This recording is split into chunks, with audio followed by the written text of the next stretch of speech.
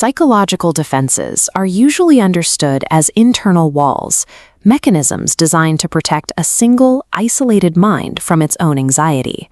But a specific defense mechanism exists that crosses the boundary of the skull. It actively possesses and controls the behavior of a completely separate person. Clinicians call this specific process projective identification. It operates inside an intersubjective field, a shared psychological space where the unconscious material of one individual is caught and lived out by another. The psychoanalyst Melanie Klein first formalized this concept in 1946 while observing the primal pre-verbal interactions between mothers and infants.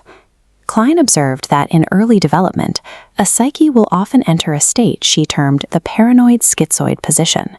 When a mind encounters unbearable anxiety or aspects of itself it cannot hold, it fractures. It splits off these unacceptable parts of the self to maintain a functional persona. This fracturing requires an external container. The mind forcefully expels these shattered fragments, projecting them outward. Projective identification forces the target to unconsciously catch and embody these split-off traits.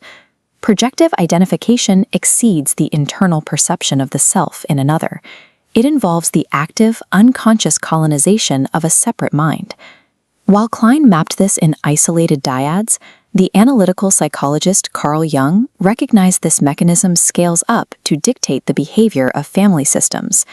Jung relied on an anthropological concept to describe this systemic fusion, calling it participation mystique. Participation mystique is an a priori oneness between a subject and an object. It is a primitive state of identity where the boundaries of the individual self dissolve entirely, merging into another person to create an unconscious shared reality. Projective identification is the active psychodynamic engine that generates Jung's participation mystique within a family system. When multiple people engage in this two-person defense, they create an intersubjective field, a continuous loop where disparate unconscious realities fuse into a single collective mind. Treating a dysfunctional family system involves mapping the movement of unlived psychological material across this intersubjective field. Consider Mike, a fundamentalist minister who maintains a highly organized, rigid persona. But the psyche demands equilibrium. While Mike receives validation for his persona, he pays for his shadow by repressing his own chaos and eros. This unlived life cannot vanish, it demands an outlet.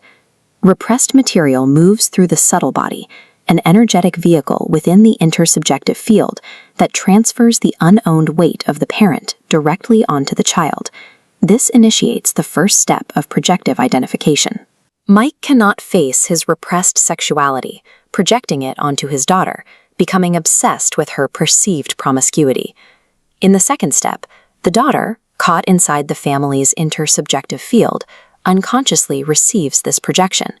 She picks up on his repressed feelings through the subtle body. The third step is the identification. She does not just feel her father's anxiety, she identifies with it and acts it out, physically fulfilling the exact unowned fear her father forced upon her. The daughter's symptom manifests as a direct outlet for the father's unowned shadow, illustrating how repressed parental life can find expression through the child.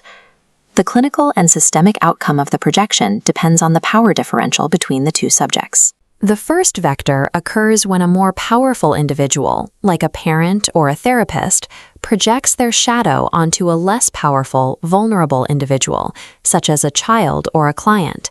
This downward vector causes destructive objectification, forcing the vulnerable to carry the powerful individual's burden. The second vector occurs in reverse, when a vulnerable individual projects their chaos upward and the powerful receiver consciously identifies with it without acting it out. It creates empathic attunement.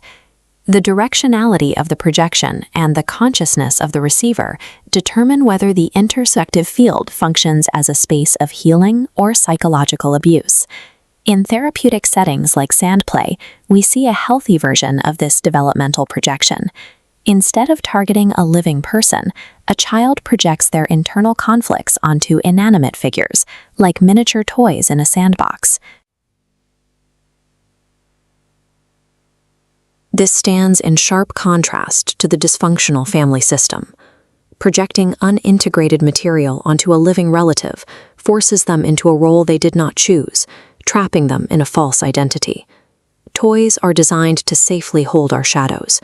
Human beings shatter under the weight of another person's unlived life. This brings us to the crucible of the clinical dyad. When a therapist feels sudden, intense anxiety during a session, they must determine whose shadow is in the room. The first possibility is introjective identification. This happens when the client's story hits a nerve, triggering the therapist's own historical trauma or unresolved insecurities. In introjection, the therapist becomes defensive. They have internalized an external belief, like fearing incompetence, and the client stimulates that wound. In contrast, projective identification involves the therapist acting as an open container. They accurately pick up and feel the client's split-off material. The greatest danger in this space is the therapist's own unexamined projection. If a clinician harbors a need to be a savior, they unconsciously project sickness onto the client. This produces systemic exploitation, maintaining a false hierarchy that traps the patient in the sick role to validate the therapist's ego. Before a clinician can attempt to heal a client, they must first diagnose their own countertransference to determine whose material is driving the session. When the material belongs to the client, the therapist must perform the clinical mechanism of metabolizing the shadow. As the therapist feels the client's projected chaos, they must act as an active container. The therapist must consciously receive this intense emotional energy and identify with it, while strictly refusing to act it out. By surviving the projection without retaliating, the therapist processes the anxiety. They return it to the client in a digested, verbalized form, effectively neutralizing the psychological infection. This metabolized space forms the analytic third, the shared intersubjective structure where both the therapist's and the client's conscious and unconscious minds safely interact. Navigating the analytic third allows the clinical dyad to overcome enantiomtomia, the jarring oscillation between idealizing love and vilifying hate. Navigating this space facilitates the shift toward Martin Buber's I-thou relationship, a state of clinical twinship. True psychological healing does not occur in the isolation of a single mind. It is achieved through the safe